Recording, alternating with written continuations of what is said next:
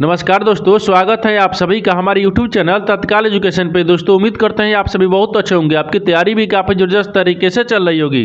दोस्तों आज हम आप लोगों के लिए रीजनिंग के 15 अति महत्वपूर्ण प्रश्न के बारे में इस वीडियो में बताएंगे, जो कि SSC, railway, group D, NTPC या किसी स्टेट एग्जाम की तैयारी कर रहे हैं। इस टाइप के प्रश्न हमेशा परीक्षाओं में पूछे जाएंगे। दोस्तों ये पार्ट नंबर कौन सा 404 है, पार्ट नंबर 403 नहीं देखें तो आप वीडियो सेक्शन में जाके देख सकते हैं। चलिए दोस्तों पहला प्रश्न देख लेते हैं।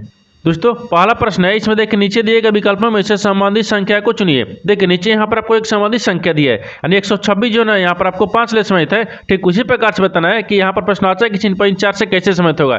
देखिए यहाँ पर सबसे पहले ध्यान से देखिए कि यहाँ पर कैसे हो रहा है। ठीक है, देखिए यहाँ पर आपको क्या दिख रहा है, यानी छोटी संख्या को बड़ी संख्या की तरफ ज्ञात करेंगे या बड़ी संख्या को छोटी संख्या की तरफ ज्ञात करेंगे। नहीं, देखिए यहाँ पर आपको छोटी संख्या को बड़ी संख्या की तरफ ज्ञात करेंगे, यानी 5 को क्या करेंगे कि 126 आ जाएगा।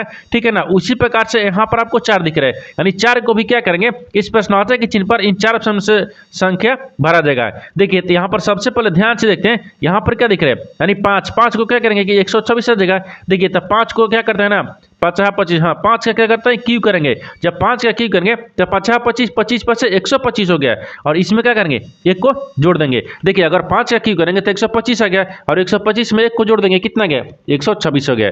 ठीक है ना, उसी प्रकार से यहाँ पर 4 को भी करेंगे। देखिए 4 दिख रहा है तो 4 का भी क्या करेंगे, क्यू करेंगे। जब 4 का क्यू करेंगे और यहाँ पर भी क्या करेंगे, एक को जोड़ देंगे, तो 4 को 16।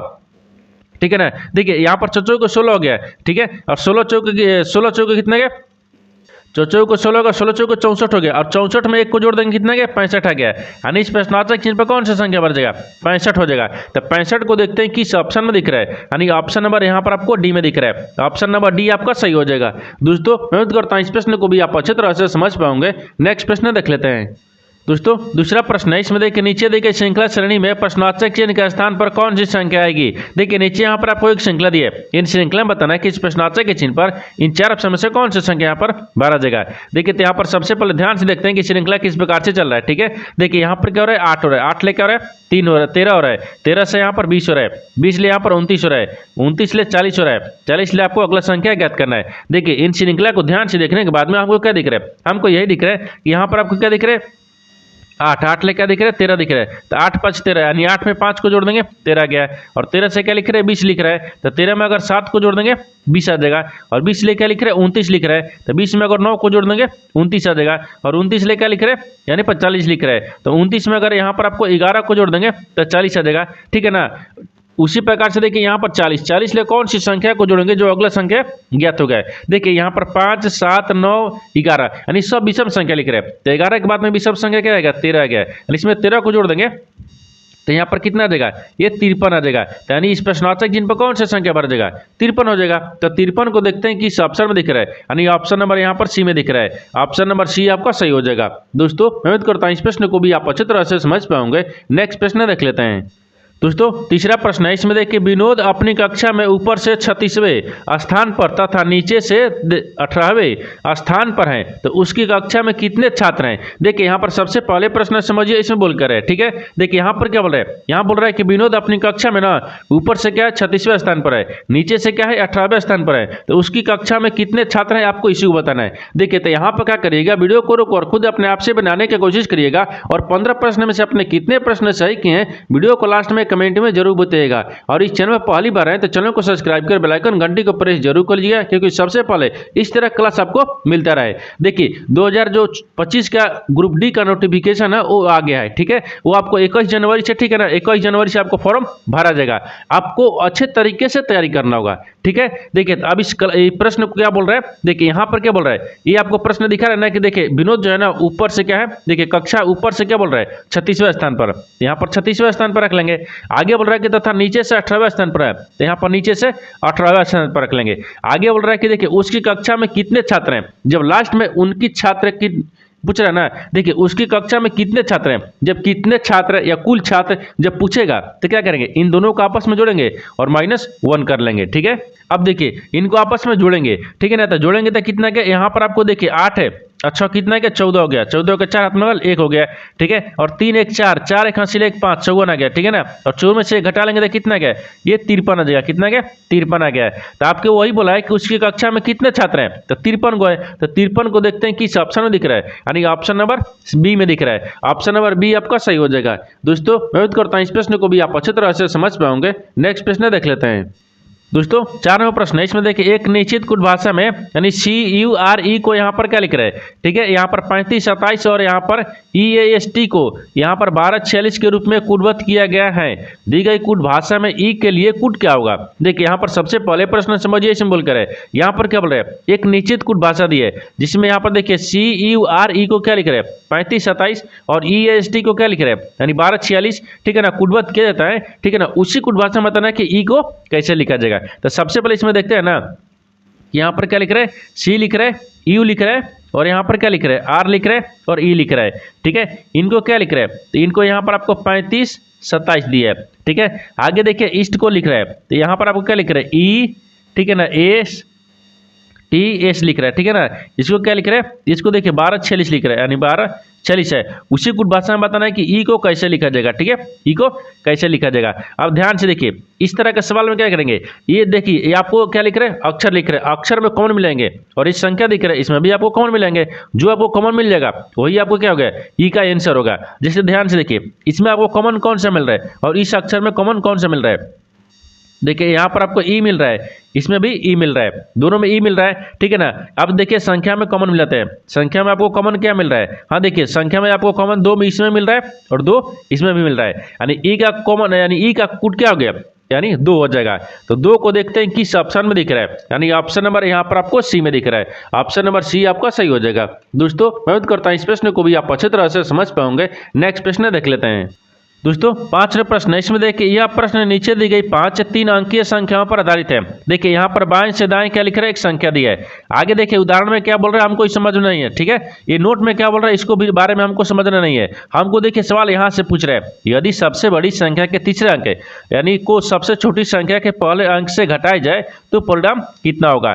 देखिए यहाँ पर सबसे पहले प्रश्न समझिए, इसमें बोलकर है, ठीक है ना। देखिए यहाँ पर क्या बोल रहा है, यहाँ पर आपको क्या दिख रहा है, यह दिखा रहा है कि यह प्रश्न नीचे दी गई 5 3 अंकीय संख्याओं पर आधारित है। देखिए यहाँ पर आपको 5 को संख्या दी है जो कि 3 अंकीय संख्याओं पर आधारित है। देखिए 1 2 3 दिया है, 1 2 3 दिया है, 1 2 3 यानी 5 संख्या आधारित है 3 अंकों के आधार पर, ठीक है ना। आगे देखिए आगे आपको क्या बोल रहा है कि सवाल यहाँ से पूछ रहा है, यहीं से हमको बनाना है। देखिए बोल रहा है कि यदि सबसे बड़ी संख्या के यानी तीसरे अंक है, तो इसमें देखिए सबसे बड़ी संख्या क्या दिख रहा है, यानी देखिए यहाँ पर आपको 937 दिख रहा है, 937 है, ये क्या दिख रहा है, ये बड़ी संख्या है, यहाँ पर आपको बड़ी को रख लेंगे, ठीक है, यानी बड़ी संख्या है। आगे बोल रहा है ना, देखिए आगे बोल रहा है कि बड़ी संख्या को सबसे छोटी संख्या के पहले अंक है, ठीक है। तो सबसे छोटी संख्या 194 दिख रहा है, यहाँ पर आपको 194 रखेंगे। ये क्या हो गया, छोटी संख्या, ठीक है ना, ये छोटी संख्या हो गया। अब आपसे देखिए अंक को अंक से घटाया जाए तो परिणाम कितना आएगा। देखिए यहाँ पर बोल रहा है कि देखिए सबसे बड़ी संख्या के तीसरा अंक, क्या बोल रहा है, तीसरा अंक। तो सबसे बड़ी संख्या का तीसरा अंक क्या दिख रहा है, 7 दिख रहा है, 7 को रख लेंगे, ठीक है ना, 7 रख लेंगे। आगे क्या बोल रहा है कि सबसे छोटी संख्या के पहला अंक, तो सबसे छोटी संख्या के पहला अंक, ठीक है ना। तो सबसे छोटी संख्या के यहाँ पर आपको पहला अंक क्या दिख रहा है, ये 1 दिख रहा है, ठीक है, 1 को रख लेंगे, ठीक है ना। अब बोल रहा है यहाँ पर से घटाया जाए, तो घटाएंगे तो कितना है, 6 गया, लेकिन ये प्लस में 6 आ रहा है। हमको क्या बताना है, ये देखिए सारा आपको ऑप्शन का दिए माइनस में दिया है, यानी इसका मतलब कि हमको माइनस में इसको भी करना होगा। देखिए उसके लिए क्या करेंगे, यहाँ पर आपको क्या दिख रहा है, देखिए यहाँ पर आपको 7 हो गया ना, यहाँ पर क्या दिख रहा है, 7 दिख रहा है, ठीक है। देखिए यहाँ पर आपको पहले क्या करेंगे, 1 को रख लेंगे, ठीक है, 1 हो गया, फिर माइनस क्या करेंगे, 7 करेंगे, तब आपको माइनस कितना गया, 6 आ जाएगा, यानी कितना गया, -6 आ गया। तो -6 को देखते हैं किस ऑप्शन में दिख रहा है, यानी ऑप्शन नंबर यहाँ पर डी में दिख रहा है। ऑप्शन नंबर डी आपका सही हो जाएगा। दोस्तों मैं उम्मीद करता हूँ इस प्रश्न को भी आप अच्छी तरह से समझ पाओगे। नेक्स्ट प्रश्न देख लेते हैं। दोस्तों 6वां प्रश्न है, इसमें देखिए नीचे दिए गए विकल्पों में से संबंधित शब्द को चुनिए। देखिए नीचे यहाँ पर आपको एक संबंधित शब्द दिया है, यानी विमान जो है ना यहाँ पर आपको पायलट ले समेत है, ठीक उसी प्रकार से बताना है कि जहाज जो है ना इस प्रश्नवाचक के चिन्ह पर इन 4 ऑप्शन में से किसे समित होगा। देखिए यहाँ पर सबसे पहले प्रश्न समझते हैं, इसमें बोलकर है, देखिए विमान जो है ना यहाँ पर आपको पायलट ले कैसे समेत है, उसी प्रकार से जहाज को रखेंगे। देखिए विमान पायलट ले कैसे समेत है, यानी विमान का चालक क्या होता है, पायलट होता है। यहाँ पर देखिए विमान का चालक रखते हैं, ठीक है ना, चालक, ठीक है, क्या होता है यहाँ पर होता है, ठीक है, होता है। तो क्या होता है, देखिए विमान का चालक क्या होता है, पायलट होता है। उसी प्रकार से जहाज का यहाँ पर पायलट क्या हो गया, देखिए जहाज का चालक रखते हैं, ठीक है, चालक यानी जहाज का चालक होता है, ठीक है ना, होता है। तो जहाज का चालक क्या होता है, यहाँ पर आपको कप्तान होता है। क्या होता है, कप्तान, यानी कप्तान क्या होता है, कप्तान होता है। देखिए जिस प्रकार से विमान का यहाँ पर पायलट चालक क्या होता है, तो यहाँ पर पायलट होता है, उसी प्रकार से जहाज का चालक क्या हो गया, तो यहाँ पर कप्तान हो जाएगा। तो कप्तान को देखिए किस ऑप्शन में दिख रहा है, ऑप्शन नंबर बी में दिख रहा है, यानी ऑप्शन नंबर बी आपका सही हो जाएगा। दोस्तों मैं उम्मीद करता हूँ इस प्रश्न को भी आप अच्छी तरह से समझ पाओगे। नेक्स्ट प्रश्न देख लेते हैं। दोस्तों 7 नंबर प्रश्न है, इसमें देखिए यदि संख्या यहाँ पर 41, 32, 5, 57 में प्रत्येक सम अंक में देखिए 3 को जोड़ा जाए तथा प्रत्येक विषम अंक में 2 को घटाया जाए, तो इस प्रकार बनी नई संख्या में सबसे पहले अंतिम अंकों का योगफल क्या होगा। देखिए यहाँ पर सबसे पहले प्रश्न समझिए, इसमें बोलकर है, देखिए यहाँ पर क्या बोल रहा है, यहाँ पर आपको एक संख्या लिख रहा है, ठीक है, संख्या में बोल रहा है कि प्रत्येक अंक में देखिए बोल रहा है ना कि प्रत्येक सम अंक में 3 को जोड़ा जाए और प्रत्येक विषम अंक में 2 को घटाया जाए, ठीक है ना। तो इस प्रकार से जो नई संख्या बनेगा ना, इसमें पहली अंक और अंतिम अंक को यहाँ पर योगफल क्या होगा। देखिए तो सबसे पहले देखते हैं यहाँ पर क्या दिख रहा है, तो यहाँ पर आपको एक संख्या दिख रहा है। तो सबसे पहले संख्या क्या लिख रहा है, देखिए यहाँ पर आपको 41 दिया है, ठीक है ना, फिर 32 लिख रहा है, ठीक है, फिर यहाँ पर क्या लिख रहा है, 57 लिख रहा है, ये 57 हो गया यहाँ तक, ठीक है। आगे बोल रहा है कि प्रत्येक सम अंक में 3 को जोड़ा जाए, तो सम संख्या में 3 को जोड़ देते हैं, ये सम संख्या इसमें 3 को जोड़ेंगे 7 आ गया। ये भी सम संख्या दिख रहा है, इसमें भी 3 को जोड़ देते हैं, कितना आ गया, 5 आ गया। अब सम संख्या नहीं दिख रहा है, तब विषम संख्या आ गया। अब यहाँ पर ध्यान से देखिए, आगे बोल रहा है कि प्रत्येक विषम अंक में 2 जोड़ा जाए, तो विषम संख्या में 2 को जोड़ देंगे, तो विषम संख्या ये दिख रहा है, इसमें भी क्या करते हैं, 2 को जोड़ देंगे। जब 2 को यहाँ पर जोड़ेंगे तो कितना गया, 3 आ गया, और 3 में भी 2 को जोड़ेंगे तो यहाँ पर आपको कितना दिख रहा है, 5 आ गया, ठीक है। 5 में भी 2 को जोड़ देंगे यहाँ पर कितना गया, 7 आ गया, और 7 में भी 2 को जोड़ देंगे तो यहाँ पर कितना गया, 9 आ गया। एक क्या बन गया, नई संख्या बन गया, ठीक है ना, ये नई संख्या गया। बोल रहा है कि जोड़ा जाए, तो इस प्रकार बनी नई संख्या में, इस प्रकार नई संख्या बन गया। बोल रहा है कि पहले और अंतिम अंकों का योगफल ज्ञात कीजिए। देखिए यहाँ पर अंतिम, यहाँ पर आपको क्या दिख रहा है, पहला दिख रहा है, ये क्या दिख रहा है, अंतिम दिख रहा है। ये देखिए पहला अंक हो गया, ये अंतिम अंक हो गया, इन दोनों का आपको योगफल बताना है। क्या बताना है, योगफल बताना है। देखिए इन दोनों का आपस में जोड़ेंगे तो कितना गया, ठीक है, इनको दोनों को जोड़ेंगे तो देखिए यहाँ पर 7 हो गया, फिर प्लस में 9 हो गया, जोड़ेंगे तो कितना गया, यहाँ पर आपको 16 आ जाएगा, कितना गया, 16 आ जाएगा। तो यहाँ पर 16 हो गया, तो 16 को देखते हैं किस ऑप्शन में दिख रहा है, ऑप्शन नंबर सी में दिख रहा है, यानी ऑप्शन नंबर सी आपका सही हो जाएगा। दोस्तों मैं उम्मीद करता हूँ इस प्रश्न को भी आप अच्छी तरह से समझ पाओगे। नेक्स्ट प्रश्न देख लेते हैं।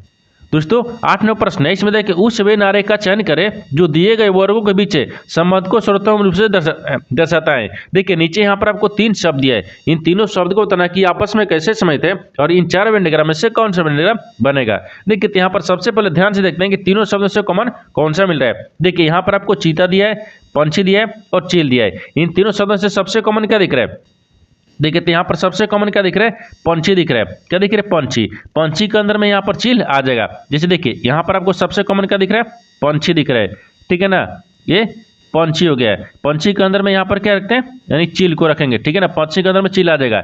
लेकिन पंछी के अंदर में क्या चीता आता है, नहीं, चीता आपको जानवर में आ जाएगा। यहाँ पर आपको क्या दिख रहा है, चीता का आपको अलग बन जाएगा, ठीक है ना, ये चीता का वेन डायग्राम अलग बनेगा, इस तरह का वेन डायग्राम बनेगा। इस तरह का वेन डायग्राम देखते हैं किस ऑप्शन में दिख रहा है, यानी ऑप्शन नंबर ए में दिख रहा है, यानी ऑप्शन नंबर ए आपका सही हो जाएगा। दोस्तों मैं उम्मीद करता हूँ इस प्रश्न को भी आप अच्छे तरह से समझ पाओगे। नेक्स्ट प्रश्न देख लेते हैं।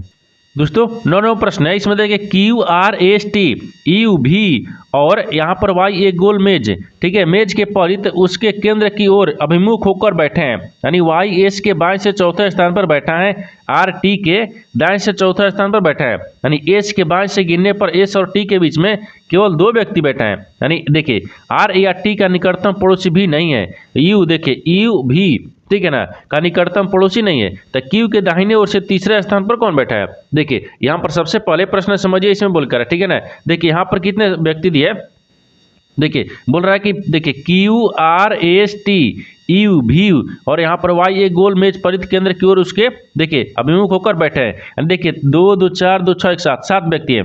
यहाँ पर कितने व्यक्ति बैठा रहे, 7 को बैठाते हैं। देखिए 7 हो गया, यानी 2 हो गया, 2 4 हो गया, 2 6 हो गया, एक 7 हो गया। सभी केंद्र की तरफ मुंह करके बैठे हुए हैं, ठीक है ना, एक केंद्र की तरफ मुंह करके बैठे हुए हैं, ठीक है, यहाँ पर केंद्र की तरफ। देखिए आगे बोल रहा है कि y जो है ना y यानी h के बाएं से चौथे स्थान पर बैठा है। मान लीजिए y जो है ना y, तो y को मान लीजिए क्या रखते हैं, ये यहाँ पर रखते हैं, नहीं दिख रहा है, ठीक है। देखिए यहाँ पर रखते हैं, y हो गया, तो y यहाँ पर रखेंगे। देखिए y बोल रहा है ना कि y एस के बाएं से चौथा स्थान, तो एस को कहाँ रखेंगे, हाँ एस को देखिए यहाँ पर रखते हैं, एस के बाएं से चौथा स्थान पर है। देखिए तो यहाँ पर एस के बाएं से 1 2 3 4, हाँ चौथा स्थान पर क्या हो गया, वाई हो गया, यहाँ तक ठीक है। आगे देखिए, आगे क्या बोल रहा है कि आर जो है ना, आर टी के दाएं से चौथे स्थान पर है, लेकिन आर जो है ना वो टी के दाहिने से चौथा स्थान पर है। तो मान लीजिए टी को यहाँ पर रखते हैं, ठीक है, टी को यहाँ पर रखते हैं, और आर के टी देखिए तो चौथा स्थान पर है, आर को मान लीजिए यहाँ पर रखते हैं, ठीक है ना। आर के किधर से बोल रहा है, देखिए आर को कहाँ से बोल रहा है, देखिए आर जो है ना, आर वो टी के, देखिए टी के दाहिने से चौथा स्थान, तो टी दिख रहा है, तो टी के दाहिने क्या है, 1 2 3 4, हाँ चौथे स्थान पर कौन आ गया, आर आ गया है, ठीक है। आगे देखिए, आगे इसमें क्या बोल रहा है, हो गया ना, एस के बाएं से गिनने पर, देखिए एस को बाएं से गिनने पर एस और टी के बीच में केवल दो व्यक्ति बैठे हैं। देखिए एस के बाएं से, तो एस दिख रहा है ई, एस के बाएं किधर हो गया, क्योंकि ये नीचे की तो इधर बैठा है, तो दाहिने इधर होता है, बायां इधर होता है ना, बायां आपको इधर हो गया, ठीक है। बाएं से कितने व्यक्ति लोग बैठे हैं, 2 व्यक्ति, देखिए 1 2, देखिए एस और टी के बीच में कितने व्यक्ति बैठे हैं, 2 लोग बैठे हैं, तो 2 लोग हो गया, ठीक है। यहाँ पर आगे देखिए, आगे बोल रहा है कि आर या टी का निकटतम पड़ोसी भी नहीं है, आर या टी का निकटतम पड़ोसी नहीं है, आर के रखेंगे तो टी हो जाएगा निकटतम पड़ोसी नहीं।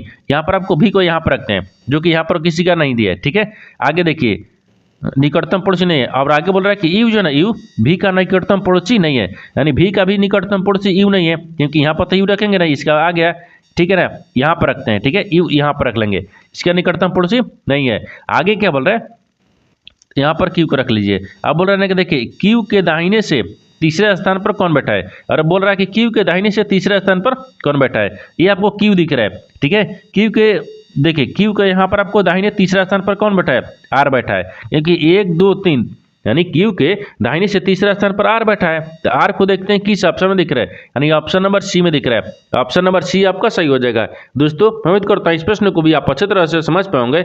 नेक्स्ट प्रश्न देख लेते हैं। दोस्तों 10वां प्रश्न है, इसमें देखिए जेड एस की पत्नी है, यानी एम और सी एस की पुत्रियां हैं, और टी सी की पुत्री है, तो एम का टी से क्या संबंध है। देखिए यहाँ पर सबसे पहले प्रश्न समझिए, इसमें बोलकर है, देखिए यहाँ पर क्या बोल रहा है कि जेड जो है ना एस की पत्नी है, जेड जो है वो एस की पत्नी है, तो मान लीजिए यहाँ पर जेड को रखते हैं, ठीक है ना। जेड क्या है, एस की पत्नी है, ये एस है, एस की पत्नी कौन है, जेड है, यहाँ पर पत्नी को रखेंगे, ठीक है, पत्नी है। आगे बोल रहा है कि एम और, देखिए एम और सी जो है ना वो एस की पुत्रियां हैं, एम और सी जो एस की पुत्री हैं, तो मान लीजिए यहाँ पर एस की पुत्री कौन है, एम और सी, तो एस की यहाँ पर पुत्री को रख लेंगे, एस की पुत्री हो गया है। कौन सा एस की पुत्री कौन है, एम है, ठीक है ना, एम और सी है, क्या है, एम और सी को रखते हैं, यहाँ पर मान लीजिए सी को रखते हैं, एम और सी क्या है, पुत्रियां हैं, ठीक है ना, ये पुत्रियां हैं, तो पुत्रियां है तो इसका मतलब कि बहन है, ठीक है ना, ये बहन ना हो जाएगी, क्योंकि देखिए एस के पुत्री कौन है, एम है, और ये दोनों आपस में बहन हो जाएगी, क्योंकि दोनों पुत्रियां हैं, यहाँ भी ठीक है। आगे बोल रहा है कि टी सी की पुत्री है, जो टी है ना टी वो सी की पुत्री है, तो सी का पुत्री कौन है, तो यहाँ पर आपको सी का पुत्री कौन है, टी है, ये क्या दिख रहा है, ये भी पुत्री है, ठीक है ना, पुत्री है ना, हाँ पुत्री है, ठीक है, पुत्री है। तो आगे क्या बोल रहा है कि एम का टी से क्या संबंध है, और एम है ना, एम को टी से कैसे समझते हैं आपको इसी को बताना है। देखिए एम जो है ना, या टी हो जाए ना, टी एम को क्या बोलेगा आपको इसी को बताना है। देखिए यहाँ पर आपको टी जो है ना, टी एम को कैसे बोलेगा, क्या बोलेगा, देखिए तो यहाँ पर आपको देखिए इसकी पुत्री हो गई, इसकी बहन हो गई, यानी देखिए सी जो है ना, सी की पुत्री कौन है, टी है, लेकिन सी और एम दोनों आपस में क्या है, बहने हैं, क्या है, बहने हैं। तो यहाँ पर आपको क्या दिख रहा है, माता दिख रहा है, नहीं माता नहीं होगा, यानी माता की पिता होता है ना, ठीक है, माता के पिता नहीं, ये भी नहीं होगा, ठीक है। हाँ माता के यहाँ पर बहन हो जाएगी, क्योंकि इसकी देखिए टी की माता कौन हो गई, सी की बहन कौन है, एम है, तो हाँ टी जो है ना, टी वो एम के क्या बोलेगी, माता की यहाँ पर बहन बोलेगी। आगे भाई की पत्नी नहीं, ये अभी नहीं है, यानी ऑप्शन नंबर सी हो गया, क्योंकि माता की बहन हो जाएगी, तो यहाँ पर ऑप्शन नंबर सी आपका सही हो जाएगा। दोस्तों मैं उम्मीद करता हूँ इस प्रश्न को भी आप अच्छी तरह से समझ पाओगे। नेक्स्ट प्रश्न देख लेते हैं। दोस्तों 11वां प्रश्न है, इसमें देखिए श्रीमान वाई बिंदु यानी बी से शुरू करते हैं और दक्षिण की ओर 1 किलोमीटर ड्राइव करते हैं, फिर बाएं मुड़ते हैं और 9 किलोमीटर ड्राइव करते हैं, दाएं मुड़ते हैं और 2 किलोमीटर ड्राइव करते हैं, यानी फिर वह दाएं मुड़ते हैं, देखिए नहीं बाएं मुड़ते हैं और 13 किलोमीटर ड्राइव करते हैं, यानी ठीक है वो अंतिम बार मुड़ते हैं और 3 किलोमीटर ड्राइव करते हैं, तो बिंदु ए पर रुक जाते हैं। ठीक है, तो बिंदु बी पर फिर से पहुंचने के लिए उससे कितनी दूरी और किस दिशा में ड्राइव करना चाहिए। देखिए यहाँ पर सबसे पहले प्रश्न समझिए, इसमें बोलकर है। ठीक है ना, देखिए यहाँ पर आपको एक क्या दिया, दिशा से संबंधित प्रश्न आपको दिया है। ठीक है, देखिए यहाँ पर डायग्राम को कैसे दिया, ये आपको एनटीपीसी का ग्रेजुएट या अंडर ग्रेजुएट का कोई एग्जाम हुआ ना, उस तरह के सवाल आपको इसमें पूछ रहा है। यानी 2024 में भी आपको सवाल पूछा था एएलपी टेक्नीशियन, ठीक है, और ये आपको 2025 में भी पूछ रहा है। ठीक है ना, आपको ग्रुप डी 2025 का एग्जाम हो रहा है, उसमें भी आप पूछ सकते हैं, एक कोई नहीं है। ठीक है, आप देखिए इसको बनाने के लिए सबसे आसान क्या होता है, देखिए यहाँ पर आपको क्या बोल रहा है कि श्रीमान वाई बिंदु बी से शुरू करते हैं और दक्षिण की ओर 1 किलोमीटर ड्राइव करते हैं। तो इससे पहले क्या करेंगे, एक डायग्राम को बनाएंगे। देखिए यहाँ पर आपको एक डायग्राम क्या रखेंगे, एक पूर्व होता है, यहाँ पर आपको पश्चिम होता है, ऊपर में क्या होता है उत्तर होता है, नीचे दक्षिण होता है। ठीक है, अब देखिए ये बोल रहा है कि दक्षिण की तरफ 1 किलोमीटर ड्राइव करता है, तो मान लीजिए यहाँ से रखते हैं बी को, ये किधर चल रहा है, तो यहाँ पर आपको दक्षिण की तरफ, दक्षिण किधर दिख रहा है, नीचे की तरफ, कितना चल रहा है 1 किलोमीटर चल रहा है। ठीक है ना, देखिए यहाँ पर आपको 1 किलोमीटर रख लेंगे। ठीक है, आगे क्या बोल रहा है कि ड्राइव करते हैं, फिर वह बाएं मुड़ते हैं और 9 किलोमीटर ड्राइव करते हैं, फिर बाएं मुड़ते हैं। देखिए अगर इधर नीचे चल रहा है तो बाएं किधर मुड़ेगा, बाएं आपको इधर मुड़ेगा, कितना चल रहा है 9 किलोमीटर चल रहा है। ठीक है ना, 9 किलोमीटर चला दिए। आगे क्या बोल रहा है, देखिए ठीक है, आगे देखिए, आगे बोल रहा है कि ड्राइव करते हैं और दाएं मुड़ते हैं और फिर 2 किलोमीटर ड्राइव करते हैं, फिर दाहिने मुड़ते हैं, तो दाहिने तो नीचे की तरफ चलेंगे, ये कितना चल रहा है 2 किलोमीटर चल रहा है। ठीक है, और फिर ड्राइव करते हैं, आगे बोल रहा है कि फिर वह बाएं मुड़ते हैं और 13 किलोमीटर ड्राइव करते हैं, फिर बाएं मुड़ता है, तो यहाँ से आप तो बाएं मुड़ेंगे, इधर चलेंगे। ठीक है, और कितना चल रहा है, ये 13 किलोमीटर चल रहा है। ठीक है ना, ये 13 किलोमीटर चल गया। ठीक है, 13 किलोमीटर चल रहा है। अब बोल रहा है कि वो अंतिम बार बाएं मुड़ते हैं और 3 किलोमीटर ड्राइव करते हैं, और अंतिम बार फिर बाएं मुड़ता है और 3 किलोमीटर ड्राइव करते हैं, तो अंतिम बार यहाँ पर क्या कहते हैं बाएं मुड़ाते हैं और 3 किलोमीटर चलते हैं। ठीक है, 3 किलोमीटर चलते हैं और बिंदु ए पर रुकते हैं, तो मान लीजिए बिंदु क्या दिख रहा है, ए दिख रहा है। ठीक है, बिंदु ए पर रुक गया। आगे बोल रहा है कि बिंदु बी पर फिर से पहुंचने के लिए उन्हें कितनी दूरी और किस दिशा में ड्राइव करना चाहिए। यानी बी पर देखिए, ए से बी पर जाने के लिए कितनी दूरी और किस दिशा में ड्राइव कर रहा है, आपको इसी को बताना है। देखिए ये कितनी दूरी पर तय कर रहा है, यानी ए से बी तक जाने के लिए कितनी दूरी और किस दिशा में ड्राइव कर रहा है। देखिए तो यहाँ पर अगर इधर से जा रहा है तो इधर जा रहा है, इधर कौन सा दिशा दिख रहा है, पहले देखिए ये आपको पश्चिम दिशा दिख रहा है, यहाँ पर क्या रखेंगे, ये पश्चिम हो जाएगा। ठीक है ना, यहाँ पर पश्चिम हो जाएगा, तो पश्चिम दिशा दिख रहा है, ये तो पश्चिम हो गया। लेकिन कितनी दूरी तय कर रहा है, देखिए ये कितना दिख रहा है, ये आपको 13 किलोमीटर दिखा रहा है, ये कितना दिखा रहा है 9 दिखा रहा है, तो यहाँ पर क्या रखते हैं 9 और प्लस में यहाँ पर आपको 13 रखेंगे, इन दोनों को आपस में जोड़ लेंगे, तो जोड़ेंगे तो कितना देगा, ये 22 आ गया, यानी 22 किलोमीटर आ गया। कितना आ गया 22 किलोमीटर, यानी ए से बी तक जाने के लिए 22 किलोमीटर दूरी तय करेगा। और किस दिशा में तय करेगा, तो यहाँ पर देखिए पश्चिम दिशा में, तो पश्चिम दिशा में तो देखते हैं कि 22 किलोमीटर पश्चिम दिशा में किस ऑप्शन में दिख रहा है, किसमें दिखा रहा है, तो देखिए यानी 22 किलोमीटर पश्चिम दिशा की ओर, और ऑप्शन नंबर सी में दिखा रहा है। ऑप्शन नंबर सी आपका सही हो जाएगा। दोस्तों मैं उम्मीद करता हूं इस प्रश्न को भी आप अच्छी तरह से समझ पाओगे। नेक्स्ट प्रश्न देख लेते हैं।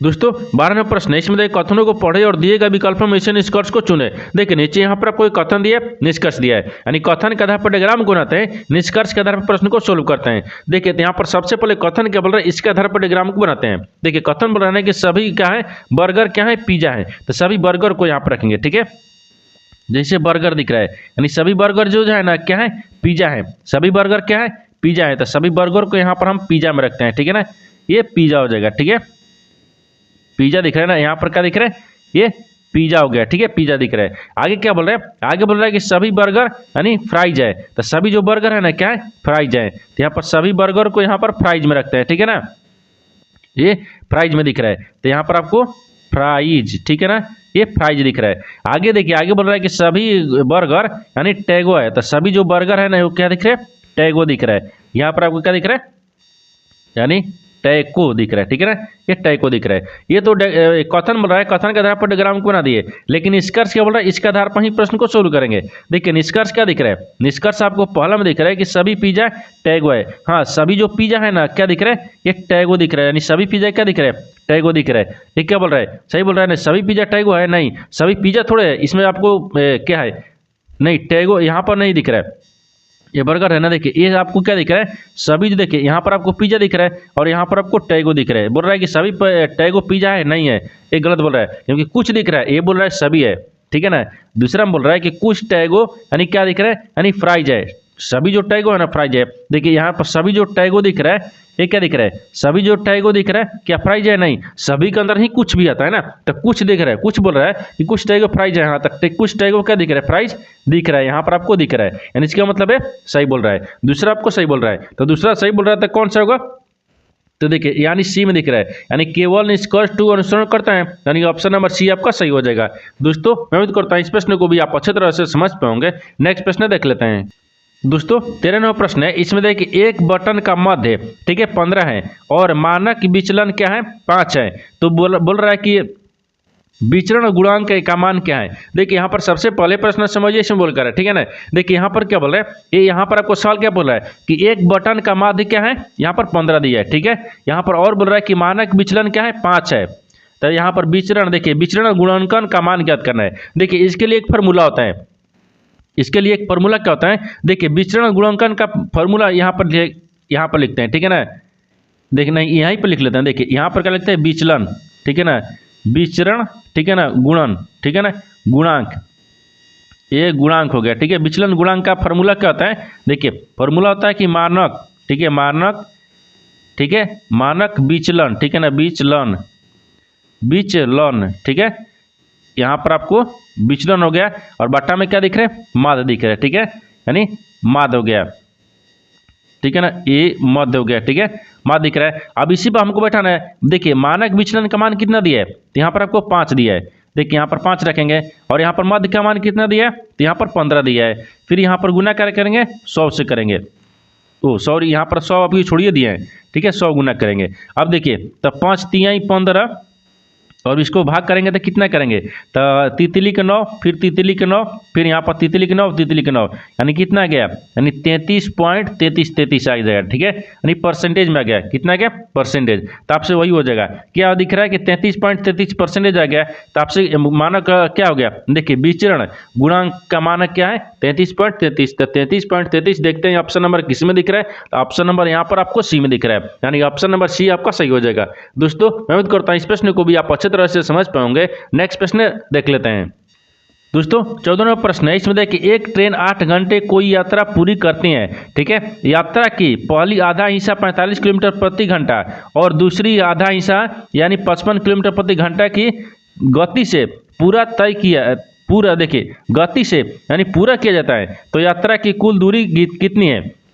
देखिए यहाँ पर सबसे पहले प्रश्न समझिए, इसमें बोल कर है, देखिए यहाँ पर क्या बोल रहा है, ये बोल रहा है ना कि एक ट्रेन 8 घंटे में कोई यात्रा पूरी करती है, ठीक है। लेकिन यात्रा जो है ना, यात्रा पहला भाग क्या कर रहा है, यात्रा जो है वो पहली भाग में क्या कर रहा है कि यहाँ पर देखिए 45 किलोमीटर कर रहा है, फिर दूसरी भाग में क्या कर रहा है, यानी 55 किलोमीटर तय करती हैं, गति से पूरा किया जाता है। तो यात्रा की कुल दूरी ज्ञात करना है, कितने कुल दूरी ज्ञात करना है, ठीक है ना, कुल दूरी ना, हाँ कुल दूरी ज्ञात करना है। देखिए ये सवाल आपको कब पूछा है, यानी ग्रुप डी 2022 में एग्जाम हुआ था ना, उसमें ये सवाल पूछा गया, ठीक है ना। देखिए तो सबसे पहले यहाँ पर क्या करते हैं, तो ट्रेन की औसत चाल निकाल दे क्या, हाँ देखिए यहाँ पर औसत चाल निकालते हैं, तो औसत चाल, हाँ यहीं पर लिखते हैं, ठीक है ना, औसत चाल, देखिए औसत, ठीक है ना, ये चाल हो गया है। औसत चाल कितना दिख रहा है, तो देखिए यहाँ पर 2 रखेंगे, ठीक है, एक फार्मूला होता है और ए बी होता है और बटा में ए प्लस बी होता है। अब इसको आगे चलेंगे, जैसे देखिए यहाँ पर 2 हो गया, ए का मान कितना दिए, तो मान लीजिए 45 किलोमीटर, बी का मान कितना दिए 55 किलोमीटर, तो बटा में दोनों को जोड़ेंगे तो 45 यहाँ पर रखते हैं, फिर यहाँ पर 55 रखेंगे, यहाँ पर आपको कितना गया, इन सबको गुना करेंगे, ठीक है ना। अब गुना करेंगे तो यहाँ पर कितना रहेगा 49/50 आ गया, ठीक है, और बटा में 100 रखेंगे, तो 1 0 से 1 0 काट दिए, यहाँ पर एक पॉइंट रखेंगे तो 49.5 आ गया, यानी देखिए यहाँ पर आपको 49.5 आ गया, ये किलोमीटर में आ गया, ठीक है ना, 49.5 किलोमीटर आ गया। ये आपको कितना गया, औसत चाल आ गया, कितना गया चाल आ गया। तो अब हमको कुल दूरी कितना है, यानी कुल लगा समय 8 घंटा हो गया, लेकिन कुल दूरी ज्ञात करना है। देखिए तो यहाँ पर कुल दूरी दिया है, ठीक है ना, कुल दूरी, तो कुल दूरी बराबर क्या हो गया, यानी समय, देखिए समय गुने चाल होता है, ठीक है ना, समय गुने चाल, तो समय कितना गया, तो समय 8 घंटा दिया था। देखिए बोल रहा है ना कि ट्रेन में कोई पूरी दूरी यात्रा कितना कर रहा है 8 घंटे में, ठीक है, 8 घंटा हो गया। चाल कितना ला दिया हम 49 पॉइंट, देखिए 49 पॉइंट यानी 5 ला दिए, ठीक है। अब इनको क्या करेंगे, आपस में गुना कर देंगे। जब इनको आपस में गुना कर देंगे तो कितना आ जाएगा, यानी 396 किलोमीटर, ठीक है ना। ये 396 किलोमीटर आ गया। तो आपसे वही बोल रहा है कि कुल दूरी कितनी है, तो 396 किलोमीटर। तो 396 किलोमीटर देखते हैं किस ऑप्शन में दिख रहा है, यानी ऑप्शन नंबर सी में दिख रहा है। ऑप्शन नंबर सी आपका सही हो जाएगा। दोस्तों मैं उम्मीद करता हूँ इस प्रश्न को भी आप अच्छी तरह से समझ पाओगे। नेक्स्ट प्रश्न देख लेते हैं। दोस्तों 15 प्रश्न है, इसमें देखिए कि 7 संख्याओं का योगफल कितना दिया है, यानी 1050 है। पहली 3 संख्याओं का औसत 120 है और चौथी संख्या के 126 है। तो यानी अंतिम 3 संख्याओं का औसत ज्ञात कीजिए। देखिए यहाँ पर सबसे पहले प्रश्न समझिए, इसमें बोलकर है। देखिए यहाँ पर क्या बोल रहे हैं, ये बोल रहा है कि 7 संख्याओं का औसत दिया है कितने, यानी 1050 दिया है। और पहली 3 संख्याओं का औसत बोल रहा है कि 120 है। तो बोल रहा है कि चौथी की भी क्या दिया है, 126 दिया है। तो पहली देखिए अंतिम 3 संख्याओं का औसत पूछा है, अंतिम 3 संख्याओं का औसत पूछा है। देखिए तो यहाँ पर जब अंतिम 3 संख्याओं का पूछा है तो पहली 3 संख्या का औसत योगफल कितना हो जाएगा। तो देखिए यहाँ पर देखिए बोल रहे ना कि पहली, हाँ देखिए पहली 3, देखिए पहली 3 संख्याओं का औसत कितना दिया है, 120 दिया है। तो यहाँ पर क्या रखेंगे, 3 को और यहाँ पर 120 को गुना कर लेंगे। यहाँ पर पहली रखते हैं, देखिए ये पहली रख लेंगे तब समझ में आएगा, ठीक है। यानी पहला हो गया, यानी पहला को क्या दिख रहा है, 3 गुना 120 आ गया, ठीक है, 120 दिख रहा है। तो यहाँ पर कितना गया, बढ़ते 36, यानी 360 हो गया, 360 आ गया। आगे क्या बोल रहा है कि चौथी का बोल रहा है। देखिए तो यहाँ पर पहली हो गया, तो यहाँ पर आपको चौथी को रखेंगे, ठीक है ना। तो चौथी को कितना दिखा रहा है, तो 126 दिखा रहा है, ठीक है, 126 हो गया। आगे क्या बोल रहा है कि अंतिम 3 संख्याओं का योगफल ज्ञात करना है। देखिए यहाँ पर अंतिम हो गया, ठीक है ना, अंतिम 3, ठीक है, अंतिम 3 संख्याओं का योगफल, ठीक है ना, यानी संख्याओं का योगफल, ठीक है, यानी योग फल लिखेंगे, ठीक है ना, योगफल। तो कितना आ जाएगा, एक फॉर्मूला जैसे यहाँ पर देखिए क्या लिख रहा है, 1050 दिया है, ठीक है ना। और यहाँ पर भी क्या रखते हैं, 360 रखेंगे, फिर प्लस में करेंगे, यानी 126 करेंगे, ठीक है, 126 हो गया। इनको यहाँ पर रख लेंगे। अब इसी को सोल्व करना है। देखिए यहाँ पर अगर इसको क्या करेंगे, इन दोनों को पहले देखिए 1050 यहाँ पर रख लेंगे, ठीक है, और यहाँ पर फिर माइनस करेंगे। यहाँ पर क्या दिख रहा है, ये माइनस का चिन्ह है, यहाँ पर ये माइनस का चिन्ह है, ठीक है ना। और देखिए 360 को और 126 को जोड़ने के बाद में कितना देगा, ये 486 आ गया, ठीक है ना। 1050 में से 486 को माइनस कर देंगे तो कितना बचेगा, ये 564 आ जाएगा। कितना गया, 564 आ गया। देखिए इसको यहाँ से इधर ज्ञात किए हैं, ठीक है, ये 564 आ गया। कितना गया, 564 आ गया। तो 564 क्या आ गया, अंतिम 3 संख्याओं का योगफल आ गया। लेकिन अंतिम 3 संख्याओं का औसत पूछा है। तो देखिए तो यहाँ पर अंतिम, ये अंतिम देखिए बोला ना कि 3 और संख्याओं का औसत ज्ञात कीजिए, ठीक है, यानी अंतिम 3, ठीक है ना, अंतिम 3 संख्याएं, अंतिम 3 संख्याओं का औसत, ठीक है ना, का औसत निकालेंगे, औसत। तो औसत कितना दिया है, तो यहाँ पर आपको देखिए काट में 464 है, यहाँ पर 564 आ गया और बटा में 3 रखेंगे। इनको भाग करने पर कितना गया, 188 आ जाएगा। कितना गया, 188 आ गया। यानी देखिए यानी अंतिम 3 संख्याओं का औसत ज्ञात कीजिए, तो कितना गया, 188 आ गया। तो 188 को देखते हैं किस ऑप्शन में दिख रहा है, यानी ऑप्शन नंबर यहाँ पर आपको सी में दिख रहा है। ऑप्शन नंबर सी आपका सही हो जाएगा। दोस्तों उम्मीद करता हूँ इस प्रश्न को भी आप अच्छी तरह से समझ पाओगे। नेक्स्ट वीडियो में मिलते हैं, तब तक जय हिंद। दोस्तों इस चैनल पर पहली बार आए तो चैनल को सब्सक्राइब कर बेल आइकन घंटी को प्रेस जरूर कर लीजिए, क्योंकि सबसे पहले इस तरह क्लास आपको मिलता रहे। और इन सारे प्रश्न का PDF आपको टेलीग्राम पर मिल जाएगा, जो कि इस वीडियो का डिस्क्रिप्शन में लिंक दिया गया है। इन सारे प्रश्न जो लेकर आए हैं ना किसी एग्जाम में पूछा गया प्रश्न है, ठीक है।